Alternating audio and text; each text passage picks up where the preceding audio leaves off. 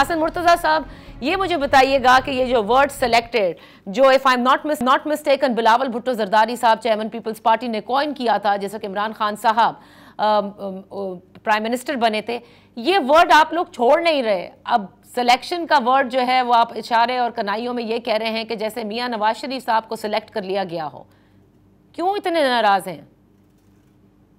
बहुत शुक्रिया जी। देखिए, हम नाराज नहीं है। हमारी इस चीज को पॉइंट आउट करना कि हम जो इलेक्शन की तरफ जा रहे हैं उसमें लेवल प्लेइंग फील्ड नहीं है, उसका हरगिज ये मतलब नहीं है कि हम नाराज हैं या हम अपने खदशात का इजहार कर रहे हैं कि पाकिस्तान अब इन चीजों का मुतहम्मिल नहीं है कि वो दोबारा एक ऐसे इलेक्शन में जाए जिसके नताइज पर एतराजात हों, एहतजाज हों और फिर एक अजीब सा माहौल पैदा हो। पाकिस्तान पीपल्स पार्टी ये चाहती है कि स्टेबिलिटी होनी चाहिए हमारे पॉलिटिकल सिस्टम में, और ताकि सियासी इस्तेहकाम होगा तो मुआशी इस्तेहकाम के बारे में सोचा जा सकेगा।